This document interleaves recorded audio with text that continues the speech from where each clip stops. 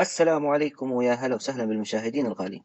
اليوم جيناكم بوصفة الكوب كيك بطريقة مرة سهلة، وكل ما عليك تحط كل المقادير بالخلاط وتخلطها، وطبعا طعمها مرة لذيذ وآخر طراوة.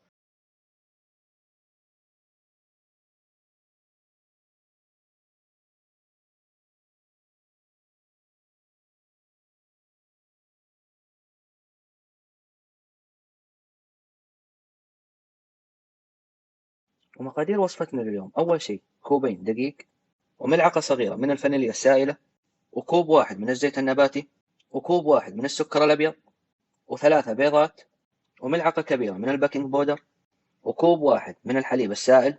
وهذه كانت المقادير، ويلا خلونا نشوف الآن كيف نحضرها. أول شيء نضع البيض في الخلاط، ونحط معاه السكر، ونحط معاه الفانيليا السائلة، ونبدأ نخلطهم إلين ما يتجانس الخليط.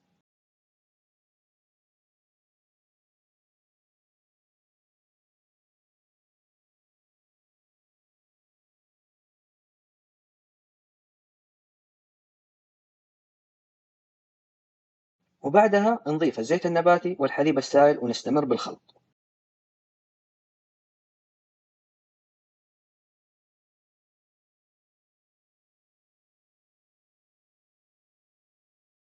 وبعد ذلك نضيف الدقيق والبيكنج بودر تدريجيا، ونستمر بالخلط إلى أن يتجانس الخليط جيدا. نقوم بفتح الغطاء والخلاط شغال، ونقوم بتحريكه بالملعقة للتأكد من تجانس الخليط.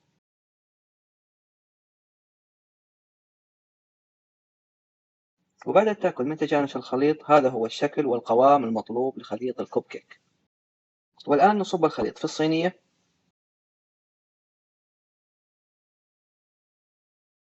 وبعد صب الخليط نضعه بالفرن على نار من أسفل درجة حرارة 180 درجة مئوية لمدة 20 دقيقة.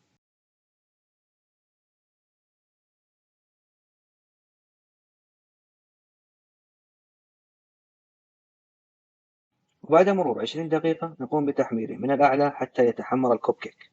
وبعد ما يتحمر من الأعلى نقوم بإخراجه وتركه لكي يبرد. وهذا هو الشكل النهائي للكوب كيك. وفي نهاية الفيديو أتمنى الوصفة نالت على إعجابكم، على أمل إن شاء الله نلتقي بفيديو جديد بوصفة جديدة.